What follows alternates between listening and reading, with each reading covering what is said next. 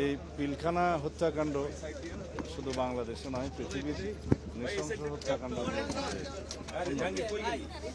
এই জঘন্য হত্যাকাণ্ডের পিছনে কি উদ্দেশ্য ছিল তা খুঁজে বের করার জন্য তৎকালীন সরকার দুটো কমিটি করেছিল, যাগুলো শেষ পর্যন্ত প্রকাশিত হয়নি।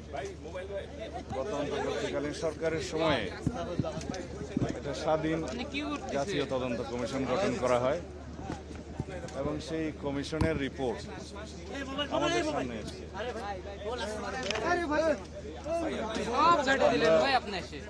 সরকারে এসেছি জনগণের ম্যান্ডেট নিয়ে অল্প কিছুদিন পর। তার আগে ইন্টারিম গভর্নমেন্টের সময় এই রিপোর্ট তারা হাতে পেয়েছে।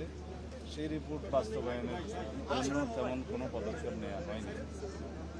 আমি দুই একদিনে দেখেছি, আমি কয়েকদিন আগে এই রিপোর্টটা পুরো না দেখেই কিছু কথা বলেছি যেগুলো আজকে সংশোধন করতে চাই।